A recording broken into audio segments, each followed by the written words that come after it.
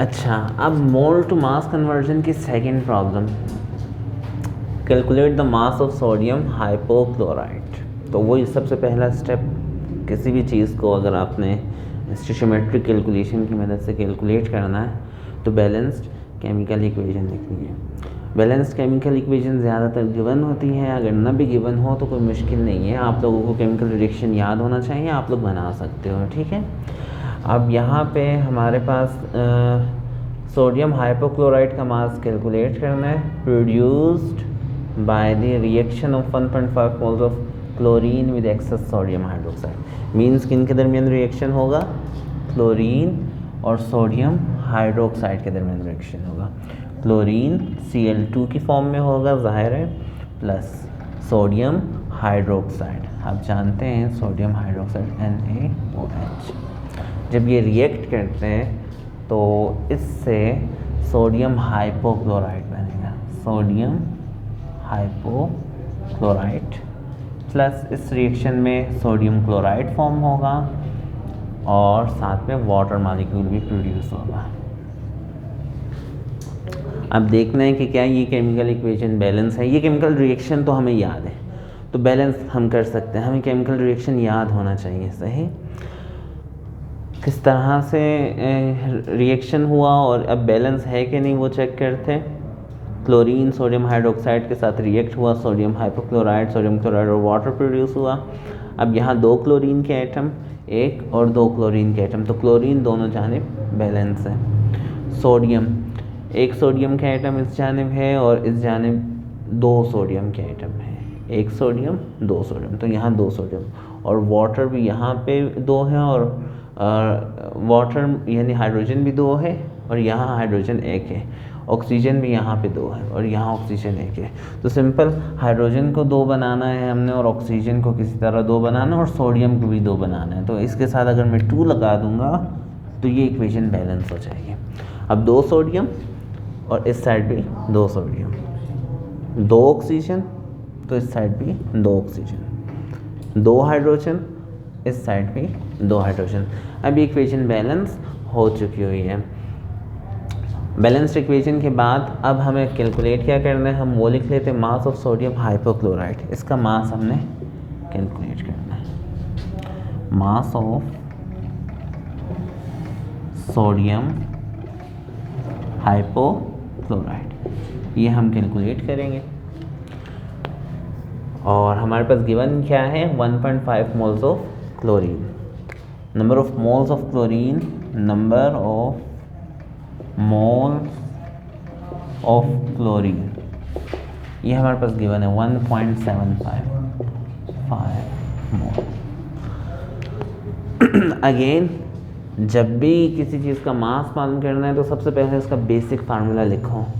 मास मालूम करने का बेसिक फार्मूला हमने डिस्कस किया था, क्या है, mass of sodium oxychloride is equal to moles of sodium oxychloride plus molar multiply by molar mass of sodium oxychloride. जी जी बिल्कुल कह सकते हैं, सोडियम हाइपोक्लोराइड को सोडियम ऑक्सीक्लोराइड भी कह सकते हैं, ठीक है।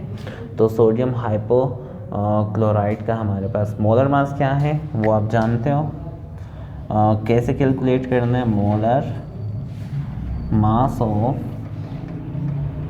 यहाँ पे ये तो हम कैलकुलेट कर सकते हैं ना, molar mass of sodium hypochlorite, molar mass of sodium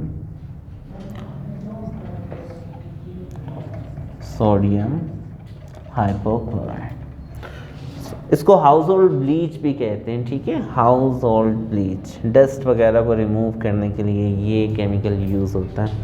sodium का मास कितना है 23 प्लस ऑक्सीजन का मास कितना है 16 प्लस क्लोरीन का मास कितना है 35.5, तो इनको प्लस कर दें तो हमारे पास कितना मास आ जाएगा, आप प्लस कर सकते हो 23 और 16 ये हो जाएगा हमारे पास 39 और 39 में 35.5 ऐड करेंगे तो ये 74.5 हो जाएगा। सही। अब सेकंड चीज़ हमें क्या कैलकुलेट करनी है, मोल्स ऑफ सोडियम ऑक्सीक्लोराइड, तब हम अपना मास कैलकुलेट कर सकते हैं। अब ये मोल्स कैसे कैलकुलेट करेंगे, इस बैलेंस केमिकल इक्वेशन की मदद से हम लोग कैलकुलेट कर सकते हैं number of moles of sodium oxychloride या सोडियम हाइपोक्लोराइड। अब यहाँ पे बैलेंस इक्वेशन क्या बता रही है कि 1 मोल क्लोरीन, गिवन मोल्स किसके हैं, क्लोरीन के ना, तो क्लोरीन के साथ रिलेशन देखेंगे हम सोडियम ऑक्सीक्लोराइड का या सोडियम हाइपोक्लोराइड का। अब कितने क्लोरीन है, 1 मोल क्लोरीन कितने मोल सोडियम ऑक्सीक्लोराइड प्रोड्यूस कर सकता है, 1 मोल। तो हम लिख सकते हैं 1 moles of chlorine produces sodium hypochlorite is equal to 1 mole। तो 1 मोल क्लोरीन कितना सोडियम हाइपोक्लोराइड प्रोड्यूस कर सकते हैं, 1 मोल। तो इस इक्वेशन से फ़ौरन आप समझ सकते हो कि 1.5 मोल कितना प्रोड्यूस, अगर 1 मोल सोडियम ऑक्सीक्लोराइड प्रोड्यूस कर सकते हैं 1 मोल क्लोरीन, तो 1.75 मोल्स ऑफ क्लोरीन कितना सोडियम ऑक्सीक्लोराइड प्रोड्यूस कर सकते हैं, 1.75 मोल। तो अब हमारे पास वैल्यू आ गई, number of moles of sodium hypochlorite या सोडियम ऑक्सीक्लोराइड, ये कितना हुआ, 1.75 मोल। तो अब हम इस बेसिक फार्मूले के अंदर वैल्यू पुट करके कैलकुलेट कर सकते हैं required mass of sodium hypochlorite. तो मास ऑफ सोडियम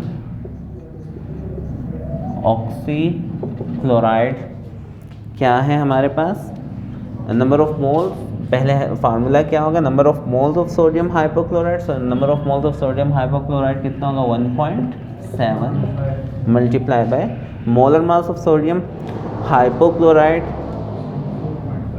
74.5। इनको मल्टीप्लाई करें तो आंसर क्या आएगा,